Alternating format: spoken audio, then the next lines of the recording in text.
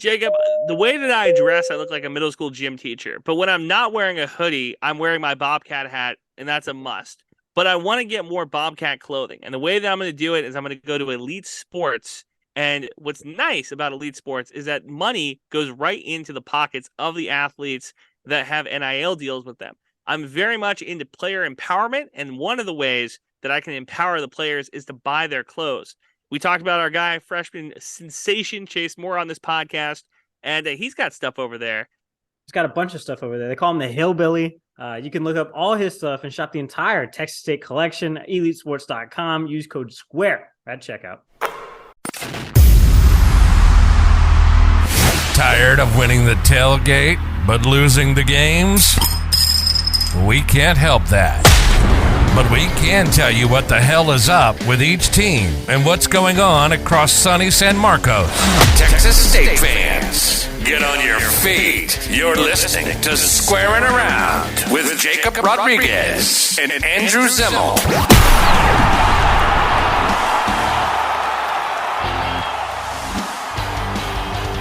What's up, everybody? Welcome to Squarin' Around on Republic of Football Podcast Network. I'm Jakob Rodriguez. That's Andrew Zimmel, the Texas State Sports Prez, with you always to break down everything Texas State and Texas State athletics. We got a great episode, including an interview, Zimmel. What a first on this channel. I wanted to add the interview in here. We talked about it. We kicked it around. I like to have the interview in here just to kind of break up the monotony. It's early summer. Memorial just came and went. And we got a big thing. And also, track is kind of the backbone of football. We all talk about it all the time. Like, great football players do track. What do great track players do? Do they play football? Not this guy. He does long jump, which is, still a really cool event. And he's really cool. And shout out Chris, bro. I love that guy. If I was as good as Chris is, who just qualified for the national meet, I would also not play football, Why risk it? Yeah. Like LeBron says, let the number one thing be the number one thing. Before we get to all that, though, there is some football news to get through.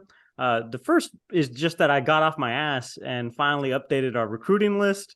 Shout out to Adrian Garza, who also watches the show and chimed in on Twitter and was like, isn't this a preferred walk-on? I don't know, man. To me, who cares until they're signed, right?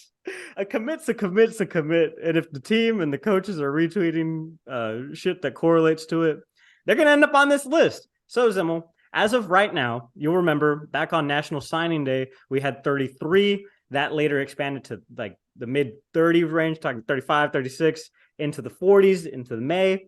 Ahead of June, GJ Kinne and co. have added 17 commits to the list, making a grand total of 52 targeted players in this class ahead of June. That's a lot of players, which makes me think, like we've talked about a couple times, that guys are going to be leaving. Sayonara, goodbye, last train out of San Marcos.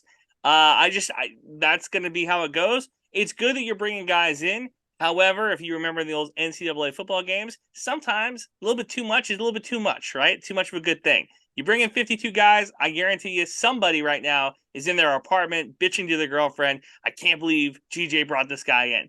So morale, I don't know where we're at with it. We need to go talk to the girlfriends of the players. I'll get on that. Well, we had been talking about like kind of what Jake Spavital's brother, Zach, had done for the defense. We call him probably top 2 defensive coordinator that we've had in the past couple of years. He's kind of like, or he had, inherited a defense and kept it relatively good. He inherited an average defense and turned it relatively good. Yeah. Agree to disagree, whatever. Tomato. Potato, yep. Jake Spavital, Zach Spavital. Anyway, but I'm noticing a bunch of defense too. So it's basically a complete turnover from what they had last year. Which it's a lot of DBs. Good? Question mark? Bad? Well, so the thing that you should take, the thing that Texas State fans should pay attention to here is that they're adding a lot of DBs, right? We've mentioned it a couple times. The thing that lost UIW the game last year against North Dakota State in that playoff game was DBs. North Dakota State had a really good running game. UIW was able to shut that down, and then they were able to get in the passing game, and the Bison ended up losing the national championship to South Dakota State. But in that game, UIW kind of got beat in that secondary, right? Like they just didn't have the guys that can match up.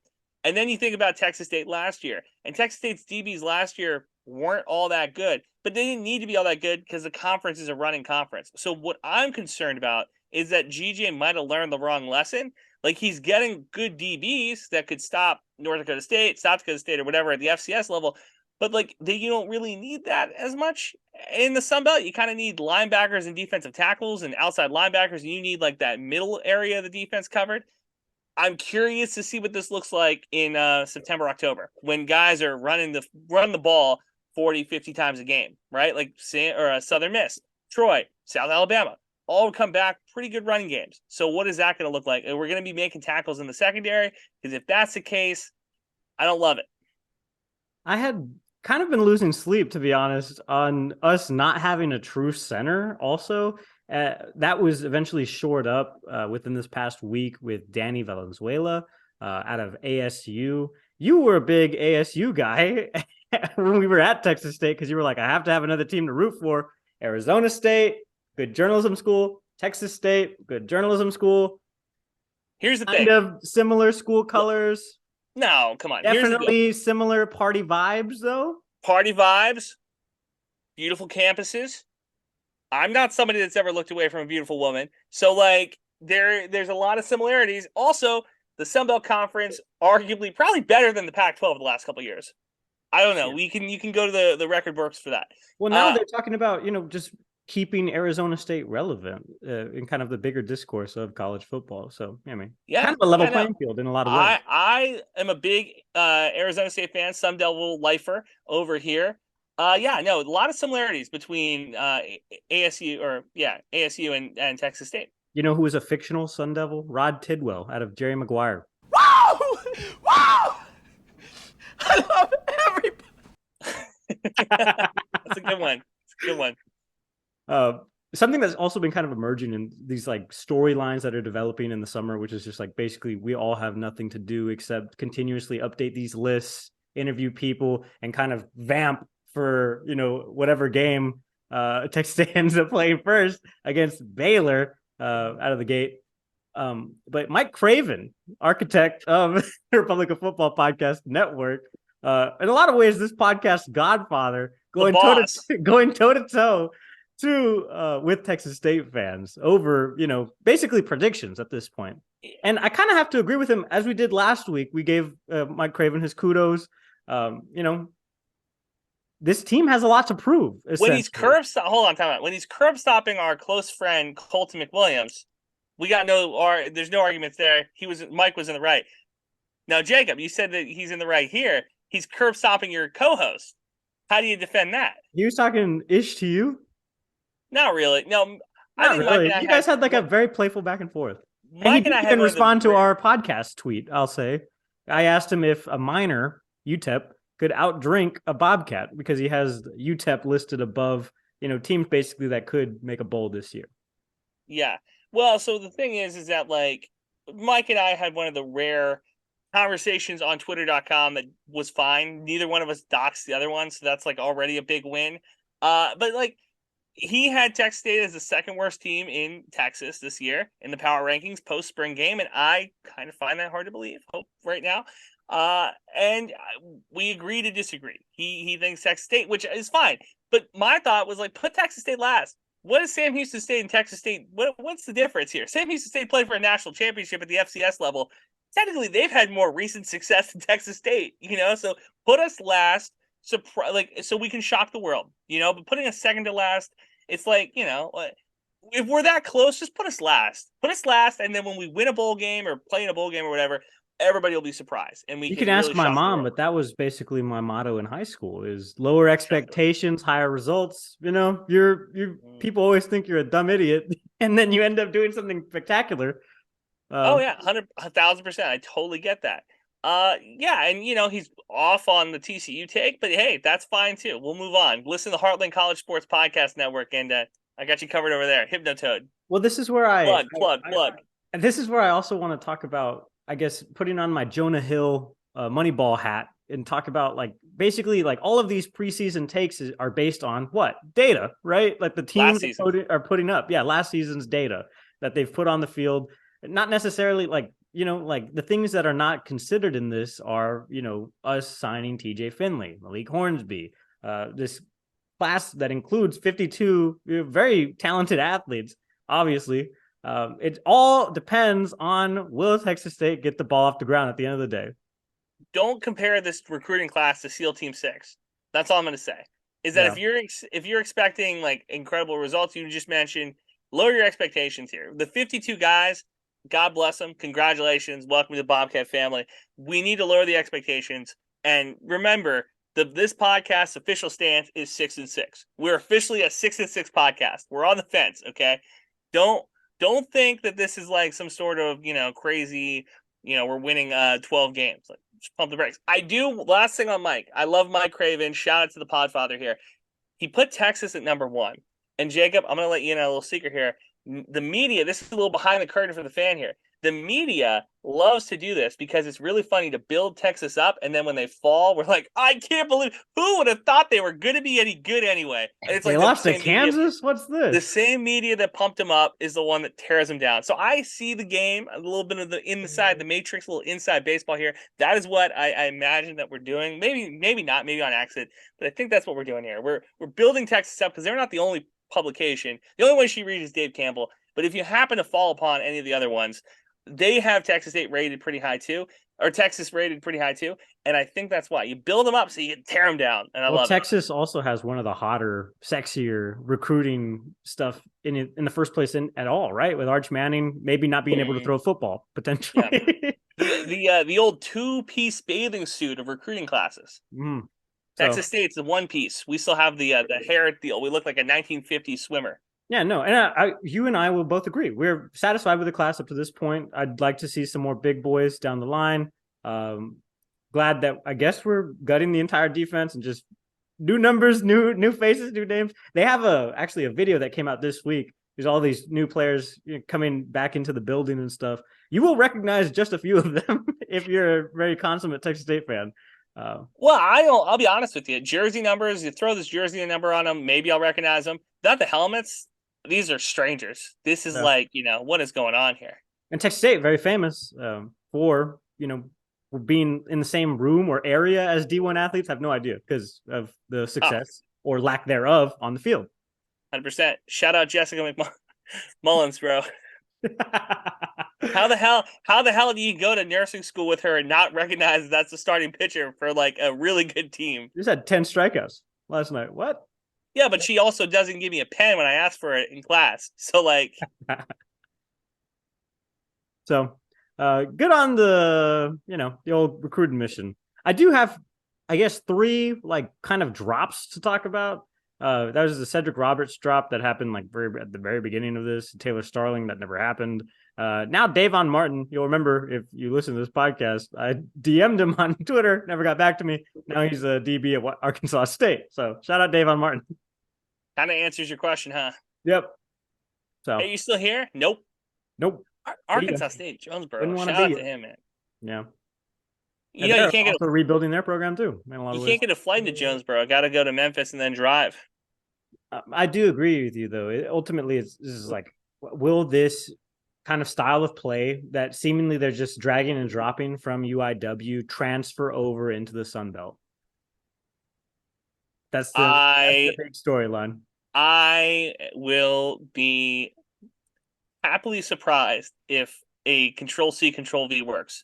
Because, look, JMU was an incredible FCS team. Some might argue that they were better than UIW. They came in and they absolutely kicked ass last year in the best division of Group of 5 football. I think that the Sun Belt East is the best division by far. So, they did what was really impossible. UIW taking some of the players, trying to figure it out. I'll be curious. Look, I'm rooting for the team. I'm hoping everything works out. But at the same time, if it doesn't work out, I will be the first person to come on a podcast and let you know, hey, remember when I said that this is a defense that has to stop the run and this is an offense that can't get to 50 points? Maybe it works. And at the same time, I talked to a couple of Sunbelt writers that I know, and they said, there's also a chance that you guys win 2 games. And it's the FCS game, it's the Nevada game, and every game in the Sun Belt Conference is just an ass kicking because they can play defense. So we'll see what happens. Yeah. And again, committed, not signed, which means that it's not really a completed class yet, because we're still waiting on those last transfer dates. And ultimately, whatever the NCAA says is the last day you can sign someone, which is kind of like an ebbing and flowing thing every year now. So unless they put a ring on it, they're still single to you, huh? I think so. Well, like all these guys have committed graphics, right? You know who other people had committed graphics? Those three gentlemen I talked about earlier that are no longer affiliated with this team in any way. That's fair. So I don't know. To me, it's all, and at the end of the day, too, it depends on athletics, or not athletics, excuse me, academics, which is the other A word on this podcast. But just getting that, transfers and stuff, which was, I think, a holdup in some of these cases, and now not. What are the 3 A's of this podcast, Jacob? Alcohol, academics, and athletics.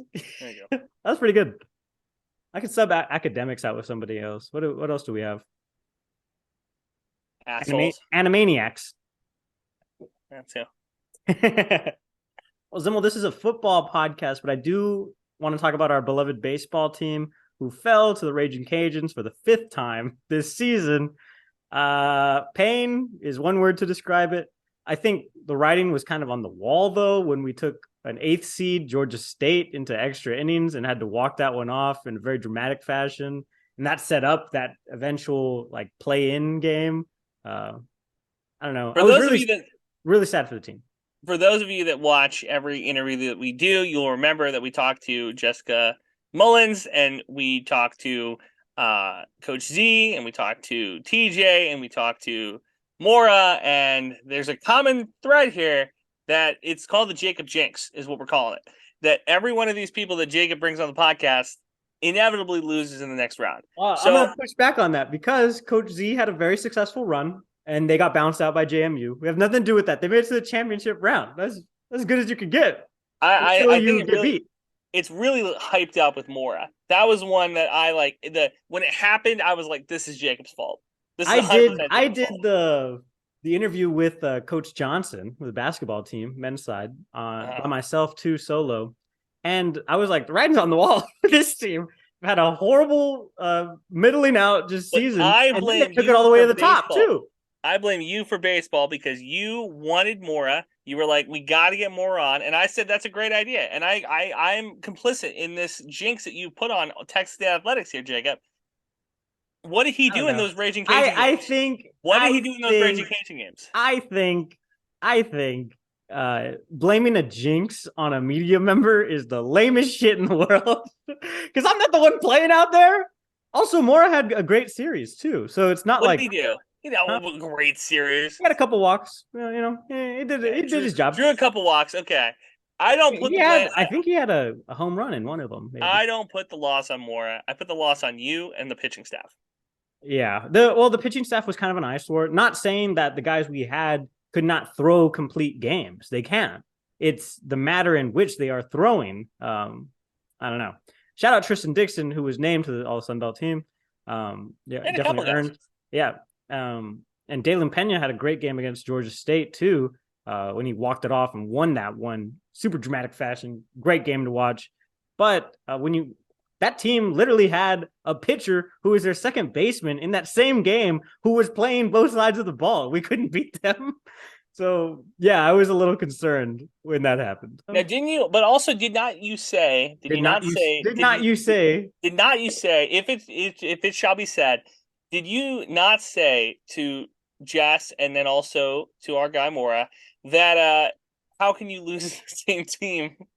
No, they said that to me.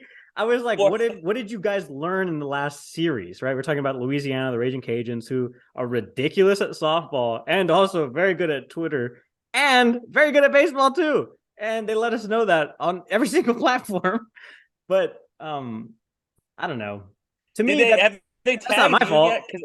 I had a Louisiana fan in my DMs saying to me, put respect on Louisiana's name. And I almost sent it to you. I was like, this is on you. Because they don't like to be called Lafayette, bro. I did have an entire barbershop sketch that I edited talking about Louisiana. Yeah, whatever, dude. That's still what they're called. The entire school is called Louisiana Lafayette.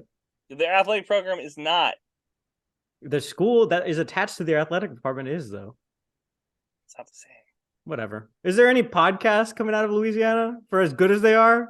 I haven't heard it. Ooh, there you go. The podcast is really the Come at me if barometer you have on a how podcast and you have your own the thing. barometer of a good athletic program is how good the podcasts are. That's why. Well, if We're you not want to gonna- use that as a litmus test, right? There are technically 4 podcasts about Texas State, so maybe we're feeling hot about this team. 4 podcasts and no home field apparel. Exactly. And this is a great home field segue. Shout out Home Field, which is now, proud supporter of the Republican Football Podcast Network. If you use code SQUARE, you can get a great discount on your products. I think first-time buyers get a 15% discount. So use code SQUARE at checkout. You can use it for buying a bunch of things and perhaps Texas State stuff in the future. Perhaps in the future. Right now, I am loading up on my Minnesota Golden Gophers and North Dakota State Bison. I refuse to support the other teams in this state. Maybe TCU. Maybe I get some TCU gear. So suck on that, Louisiana. Home field gear. There you go. I was really sad for the team, though. Specifically, Steve Trout couldn't happen to a better coach. Hard to stack up. We felt like we were a little bit better than that, but that's the game of baseball sometimes. But really proud of my group, how hard they worked, how hard they got after it. And, I thought Zeke went through the ball well tonight.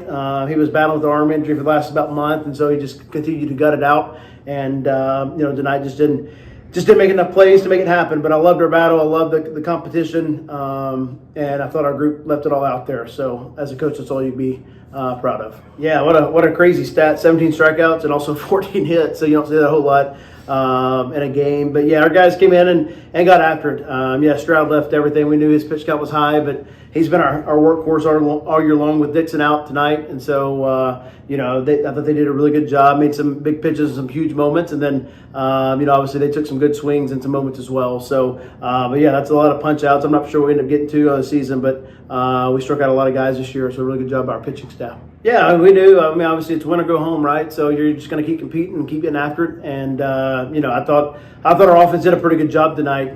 We left some guys out there, but, we were a few inches or a few feet left to right and right field. We almost hit a home run and some other good swings. And so, and then they brought in their guy, Etheridge at the end. That was phenomenal. He I don't know if that's his best outing, but it was electric stuff tonight. So, we just kept battling, just kept fighting, just kept taking good swings, and that's all you can ask for. And so, obviously, came up a little short, but anytime our motto is when they score, we score. So that's a really fun night of just going back and forth. I'm obsessed with the baseball team. I love them so much.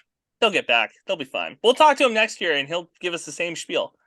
Well, Mora's gonna pitch next year. Now, so. Timeout. Now, that was it. That was a Squaring Around exclusive.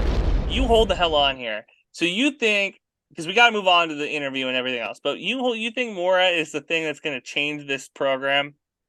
Do you think Mora, legitimately, do you think that Mora is going to come in and Shohei Ohtani this? No, but there were concerns, and I got DMs about this too, that Mora was going to leave after his freshman year when he posted up 16 home runs in a single season, broke the freshman record by 3 runs.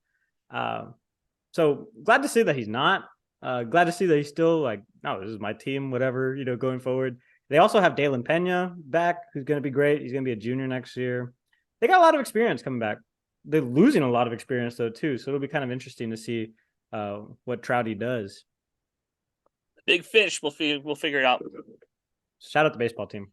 Talk to our guy, Chris Preddie, from the Texas State track and field team, a long jumper and a triple jumper. We had to do a ton of math in this podcast for you guys to try to figure out meters to yards to feet for the dumb American football fans, but that's fine. We got it figured out for you. This was a great interview. He's a freshman. He's a young guy, a little green behind the gills. He claims he's shy. He's not shy. He was very good on this podcast. I'm a big fan of Chris. It's like 8 yards, 8.5 or 8 1/3 yards. Crazy numbers that he's putting up. He won the Sun Belt in the long jump. And this is just continued dominance for the track team, to be honest, in the Sun Belt and then just nationally. This is the home of Charles Austin, baby.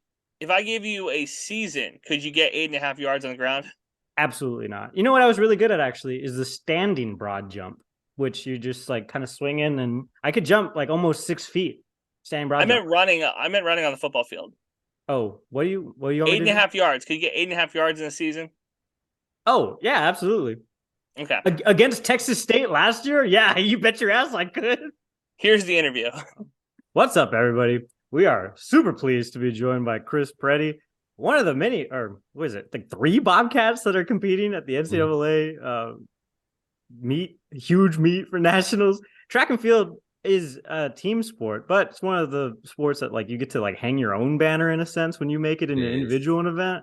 And That's what I like. I just want to say, like, for the longest time, I think track and field has honestly been like the bastion holding this athletics department together. When you talk about like athletic success across the board, because you guys, as a team and individually, have dominated. You know, talking about the indoor season and then going into the outdoor season, and now like across the board. I mean, you won the Sun Belt in the long jump, so that's crazy. As a true freshman, everybody.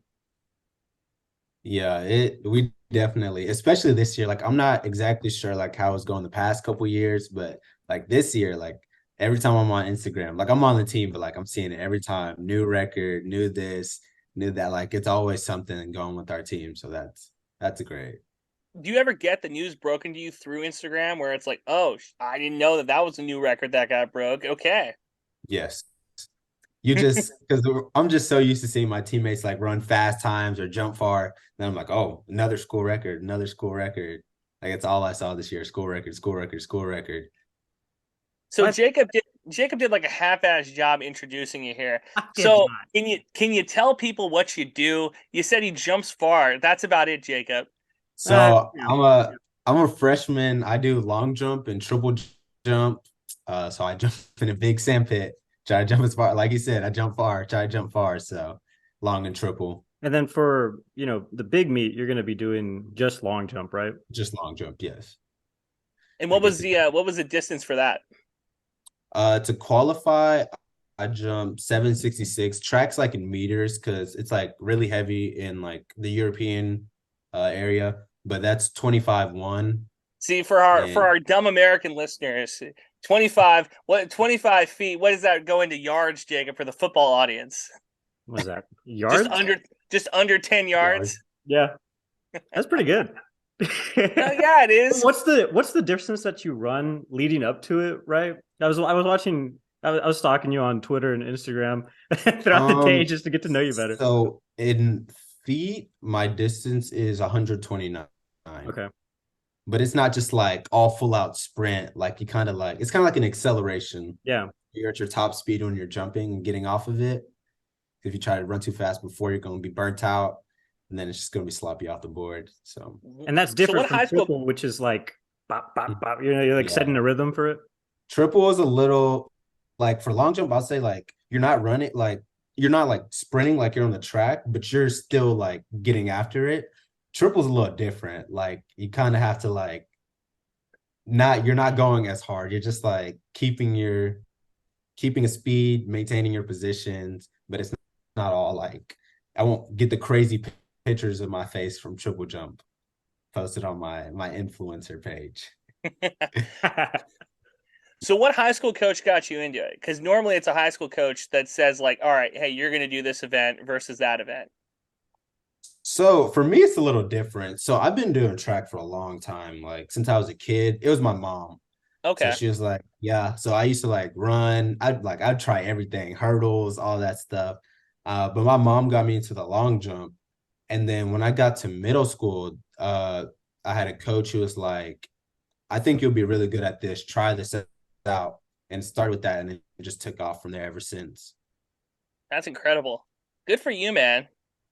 Thank I'm you. always super interested to see how like track and field athletes get started with it, because it's usually like running is like a punishment in most sports, Yeah, and so get on the line. Yeah, like you freak athletes to do what you all are doing. It's like, wow, you have to be very good at running, very good at a lot of things just to get it. So was it like your first sport, or what were you doing that you were like, maybe I'll just stick with jumping?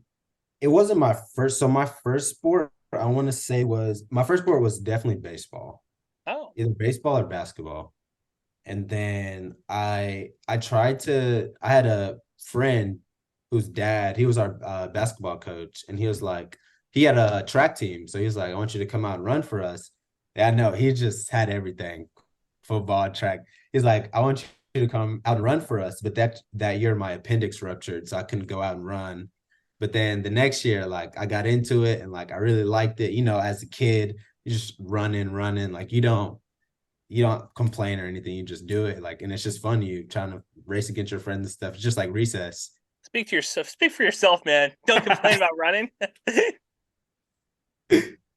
So your appendix burst. How old were you? I was young.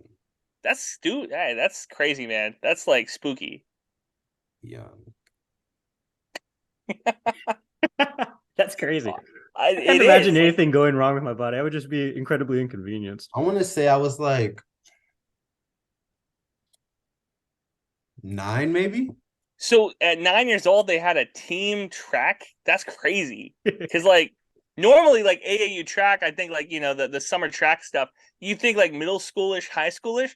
So to be like 9 years old, it was AAU. Like, oh yeah. Yeah, he had his own little team. He had everything. Like he had it all down the line. You want to play baseball? I got a team for you. Basketball? I got a team for you. So that's the way to do it, man. Well, even like for the summer league for the cities and stuff in Texas, I know like TAF is super big, and those kids start. That's what I started with TAF. Yeah, so it's like I've seen like tiny little kids, like first graders running. It's these like cute little races. They start them off young. As soon as you can start walking, get out on the track.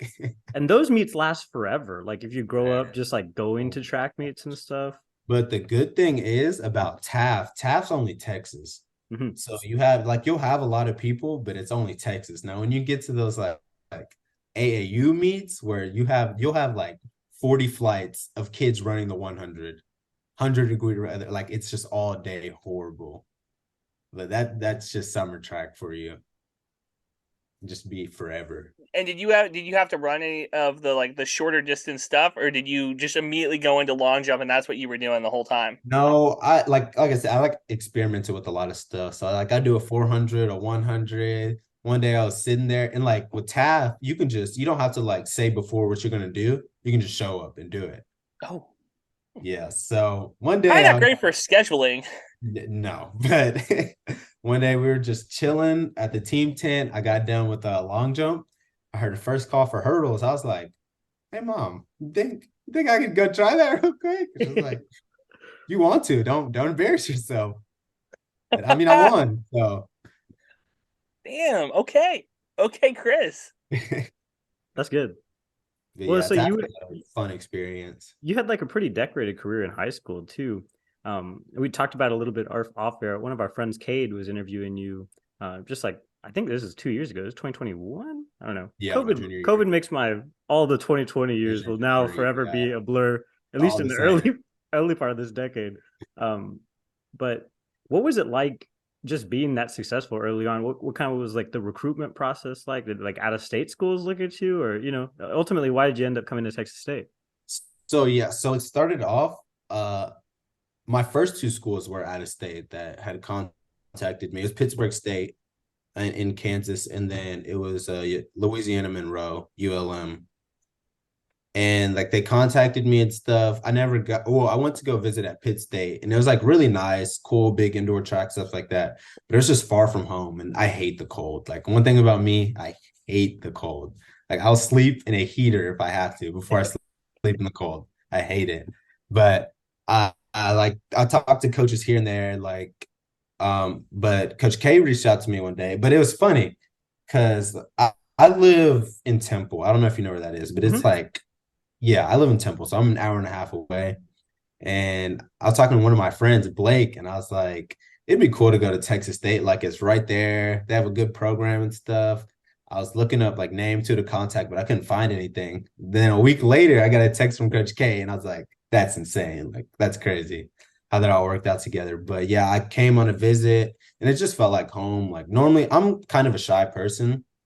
So like normally I'll be like quiet around like new groups and stuff. But like with Coach K and like everyone over there, I just felt like I'd known them forever. So it was just family automatically.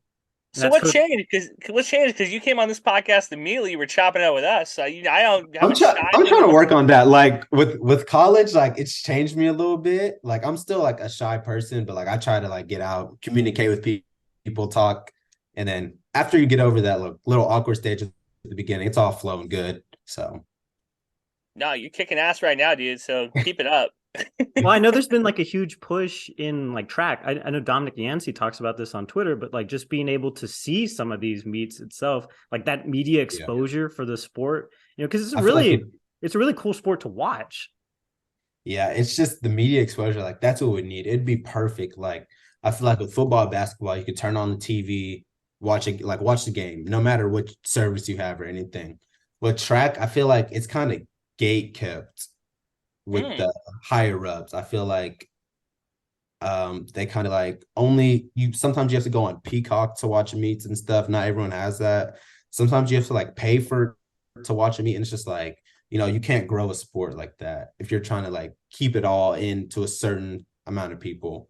Well, it's difficult too, because like you guys are saying, it's a really like interesting thing to watch, and I'm going to tell you as a sports fan, it's not.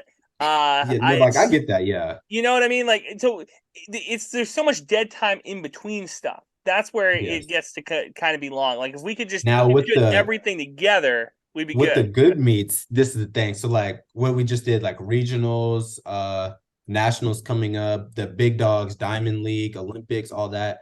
So you'll have like, let's say a 400-meter race. You'll have a 400-meter race, 5 minutes, set the blocks, and next event's going. So like with those bigger meets, it's rolling. Like, and then like all the good stuff, you'll get like 2 good events. When I say good events, I mean like, honestly, like no one's going out there and like, I want to watch a 10K. Like I want to go see who's running the 10K today.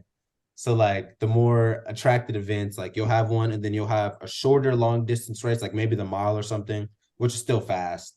And then you'll have another like 200 meters or whatever. So with the bigger meets, it's more flowing. Because everybody says like, oh, there's so much dead time in football where it's like, all right, you catch the ball, then they got reset and stuff like that. But also there's a chance that somebody gets paralyzed like on every play. And you know what I mean? So like I'm invested where like I'm not going to get that in track. Guys aren't just like collapsing on the track. You know what I mean? That's true. So I guess it's like those like marquee events though, like when the Olympics like cuts into like programming, you see like the 4x4, the 4x1, the steeplechase, like like some of those like bigger races that's like easy for people to follow along. I don't know. No, I get it. And no, also, and I'll say, I was gonna say, I'll even say long jump and triple jump and stuff like that. Pole vault. Those are events that like, if you give me like, this is a 10-minute event, like, or 20-minute event, like, and you just put it out like that, I'm going to watch that YouTube clip. I'm going to watch that like 30-minute YouTube video of like, the qualifiers. But like live, that's when it gets kind of touchy for me at least. I understand that, definitely. Yeah. Like even with me, like if I go to a meet and like, normally like the first flights are kind of like and it's just like you don't always want to watch that. It's kind of like watching Jason Tatum in game 1. Like it's just something you don't want to watch all the time. What a shot. What a shot. Or in any Eastern Conference finals so far. So I definitely understand that. That one hurt, Chris. That one hurt. That's fine. We'll move on. Celtics fan? I'm a white guy that watches basketball. I didn't trust the Celtics because they almost lost to the Spurs while they were tanking in San Antonio in the regular season. I wanted the Celtics to win. Like I was rooting for them, but I don't know. I'm a LeBron fan, so I don't want the Heat to win without him. Ooh, I like that take. I want the Nuggets to win. Yeah, especially after what they did to us. So yeah, tough times. Tough times. Yeah, I don't know. I have a bunch of inappropriate track questions, but you're like a professional track guy now. So like those kind of like go away, you know what I mean? Like you got to talk about like what is the expectations for nationals? Like what goals do you have when you get there? Those really cut and dry cookie cutter questions. All good. So expectation though, the first thing for me when I get there, I don't want to be like a deer in the headlights. And when I say that, I mean like I've been doing this for a while, and there's like guys like a year, 2 years ago, I was watching on YouTube trying to like mimic what they do, and now I'm going to be sharing the same stage with them, trying to take them down. So it's like I don't want to be like, oh, what's he doing? What's he doing? Like I just want to try to worry about myself, not get nervous or anything, just be confident in my training, my abilities, like my coach, whatever. And so that's number one for me. And number two is just, go do what I do. Like, just be confident. Confidence, without confidence, like, and I see it in my numbers. Without confidence, I'm at the bottom. So I just got to come in knowing what I can do, not expecting to like kill everyone, or not even expecting a place, but just doing the best that I could do. So as a younger guy, who else on the team is kind of like, I don't want to say like taking you under their wing, because I don't want to assume that, but like, has anybody like kind of helped you out in this first year? Oh, definitely. Like, I want to say most of the guys, honestly, but in my group, it'd be Drew Jackson, who was also a football player. He definitely has taken me under his wing. For indoor, I didn't really have him. So like I was more with the sprinters, like with them. But because Drew was in football during indoor season. And then towards outdoor season, like we built a great relationship and he's kind of taking me under his wing and just great. Like I gotta give him props for like the season I've had because he's really helped me out. Well, you're already like the 12th best in the country right now with the I guess the jump that you posted at the what is that, regionals, right? The Western regionals. I'm coming in at 12. The big jump that put me in at 13 overall before regionals was at the home turf too. Dang, yeah, the Charles Austin Classic, right? Yeah. And both of those meets, the Bobcat Invitational and the Charles Austin Classic, I think it was just being at home, being on my home turf. So I really got to get out there. I think I jumped 25-10 at that meet. So fans, all that, just home turf, felt comfortable. What's that Fans, face he symbol? says. I'm just saying fans. I mean, like, was there a lot of people there? I wouldn't know. No, there but, definitely, like, there definitely was there. Okay. Mm-hmm. All right. Well, that hub, right? Like San Marcos, especially in Austin, because of Texas Relays and how big like running is in Austin. But Same week. like San Marcos is a huge like running corridor, right? Yeah. So I forgot which one, but one of the meet, I want to say it was the first one. So first meet was during Texas Relays. I think I might be wrong. But so a lot of teams travel to Texas Relays.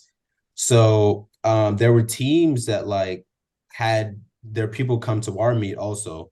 So we both, Texas Relays and us, we both had full houses. Like our sprinter boys went to Texas Relays, just ran relays and ran open events at our home meet. So there was like a lot of people there. That's crazy. Yeah. No, it definitely gets good crowds and stuff. It's just, Yeah. I guess, like, well, especially from a jumper's perspective, like, don't you guys do like the whole clapping thing, right? It's like clap. Yeah, I was just gonna say that. Like when you have a good There's crowd, like a whole kind of like crowd, like atmosphere clap. just for what you do. And Yeah. I remember it's 2016 before Kanye was canceled. But when he had Father Stretch Out My Hands, like that was like everybody's edited song for when they were jumping or whatever. You know, Mhm. I feel like long jump specifically, I guess long jump, high jump is the same kind of like super like photo-esque, like you're in the midair, like jumping. It like Yeah, lends that's all itself my to a lot of pictures. those things. Me jumping with my crazy face that I always have. Camera always gets me at the worst times. Well, some of those pictures are really good. We've talked a lot No, about they are. like Clay, shout out to yeah, her. that's Crazy awesome. photographer.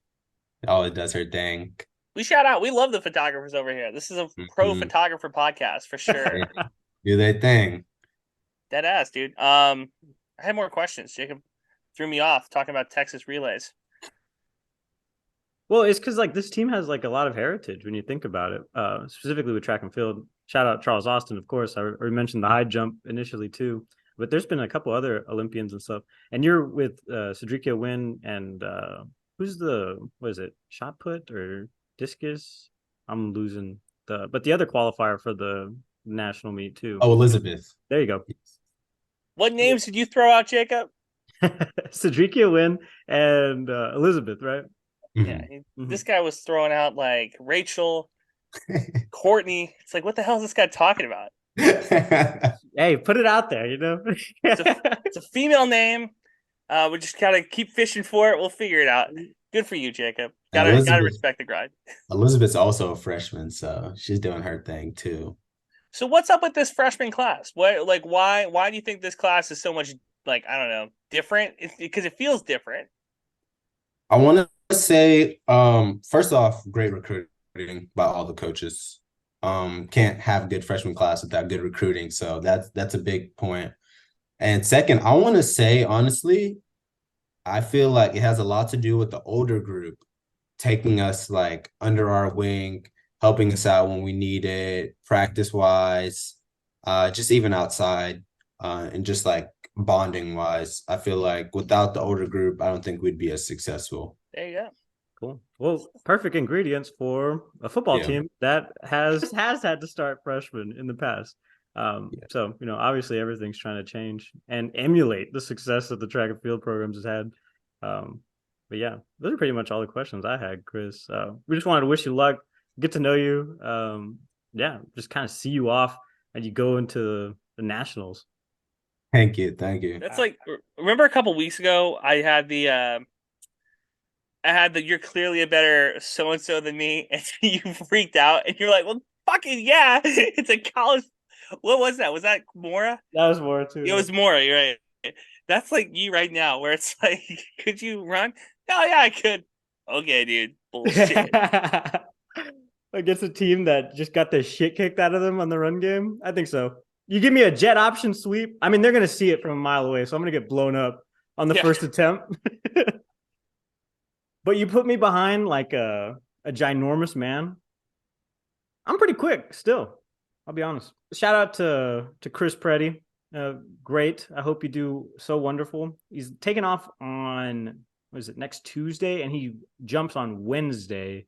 So if you're in the Austin area, go see a Bobcat do well. He's going to be joined by 2 other Bobcats. This is the most, actually, that they've sent to the NCAA track meet since 2017, I think. Wow. Yeah, so good stuff. Pretty good numbers for them. Chris, if you stink, remember, it wasn't on me, it was on Jakob. Well, I mean, he's already done like ridiculous. That's why why I don't know. I pushed back on Mora too because he didn't do bad either. Okay. Did well.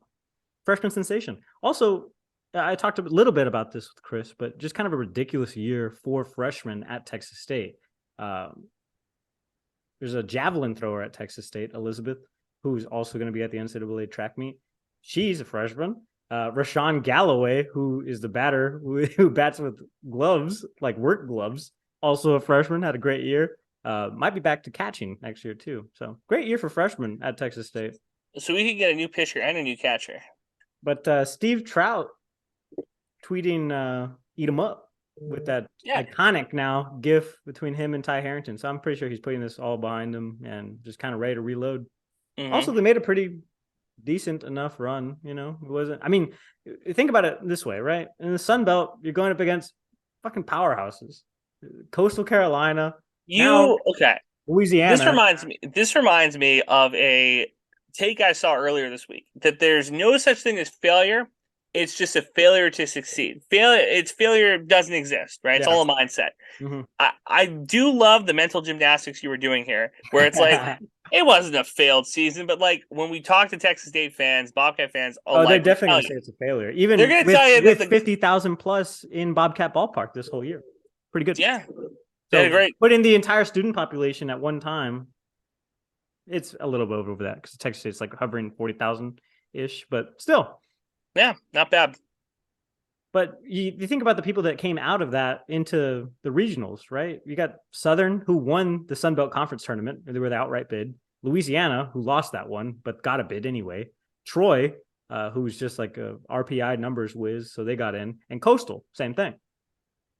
And the number is pretty good. The 5th seed in that whole deal, good old Texas State Bobcats. Yeah, pretty impressive that we have a conference that's this good, that is this good at baseball. Ultimately, it is good too that those teams succeed because it's just like, well, the Sun Belt needs 5 to 6 teams now to be added into this whole shebang. I will say though that dropping a game against ULM and dropping a lot of games towards the end did not help their cause in either the RPI race or just the season in general.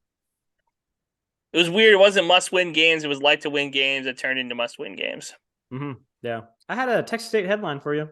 Last week, I think we told you that the regents were meeting in San Marcos and they were approving a bunch of stuff, some of it which affected the athletics department as a whole. Texas State has hired information, or what is it called? International Sports Entertainment or something like that. Yeah, SIE. ISE or SIE. Yeah. SID. Onomatopoeia. Anyway, they're the corporate search firm that's looking for a stadium sponsor for Texas State Stadium. So It's about damn time. It's about damn time. Yeah, I mean, like, this makes sense. I saw a bunch of people give our guy Tom Madden a shout out. I love that. The super fan that he is, he deserves to have like his name in that conversation. Well, apparently we just have alums that have $4+ million to spare. Well, yeah, that's the other thing. Who would your guess be? If it had to be, it's probably gonna be a San Marcos business, don't you think? That's gonna want to get their name on there. I don't know. I saw the craziest one I saw that I was like, oh, this could happen is Buc-ee's Stadium. Okay. Because they got that big ass one in New Braunfels just down the road. Mm-hmm. Or McCoy's Building Supply is full Texas State alums, perhaps. Yeah. I don't know. Ultimately, it's going to go to the highest bidder. Do you think that John Deere, they have their corporate headquarters in San Marcos? Or one of their headquarters is in San Marcos, I should say. Could you see that Deere Stadium? Maybe. It'd be cool. If it is Buc-ee's, here's what I want. You know the big entrance? I want a Buc-ee's statue there with Boko. I want Bucky and Boko in the statue together. What do you think? I want just a mini Buc-ee's in San Marcos. That would be sick too. Nah. Well, the one in New Braunfels is close enough. Yeah. We're good there. Because here's my thing. Think about the traffic. That's already bad in San Marcos. True. Yeah. Get rid of the. It's apparently supposed to get better. They're having like 3 or 4 road projects right now. So we're having 15 road projects when we were there, and it was still shitty. So, but do you remember we actually went to school before the bridge was a thing? Oh yeah, get rid of the little HEB and put one over there. That was another one that I've seen. HEB being a sponsor. HEB has so many different things though, so I don't know. Yeah, that one doesn't make it that. Maybe Herbert's Stadium. I would be down. That'd be sick. Get better food in stadium. Have like a Herbert's in the stadium. I don't know. One way or another, there's a lot of money coming in, and that's good. But that means this team has a lot of expectations to live up to. Yeah. As soon as it's not, very high, like vibes, attitude, feeling, just like what happened the times before. If we're gonna cash in, this is the time to cash in. Oh yeah, I like where we're at. Cash in, sell out, whatever you got. Yep. Sweet. Well, thanks, guys. This is Squarin' Around, episode 6? I think on here on Republic of Football Podcast Network. I'm Dave Campbell, sponsored in part by Home Field. Thanks for watching. Thanks for listening. New episodes out every Thursday. Follow the boys on Twitter. Eat 'em up. Eat 'em up.